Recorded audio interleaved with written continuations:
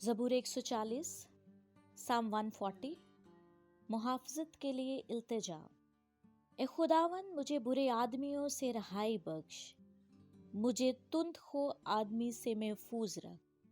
जो दिल में शरारत के मंसूबे बांधते हैं वो हमेशा मिलकर जंग के लिए जमा हो जाते हैं।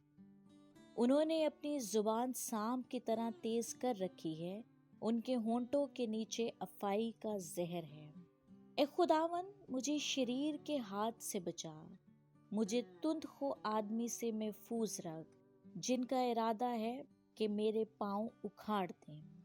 मगरूरों ने मेरे लिए फंदे और रस्सियों को छुपाया है, उन्होंने राह के किनारे जाल लगाया है, उन्होंने मेरे लिए दाम बिछाए हैं। मैंने खुदावन से कहा, मेरा खुदा तू ही है। ए खुदावन, मेरी इल्तिजा की आवाज़ पर कान लगा। ए खुदावन मेरे मालिक, ए मेरी नजात की कुव्वत, तूने जंग के दिन मेरे सर पर साया किया है। ए खुदावन, शरीर की मुराद पूरी ना कर, उसके बुरे मंसूबा को अंजाम ना दे ताकि वो डंग ना मारे। मुझे घेरने वालों के मुंह की शरारत उन्हीं के सर पर पड़े, उन पर अंगारे गिरे, वो आग में डाले जाएं, वो ऐसे घड़ों में कि फिर ना उठें।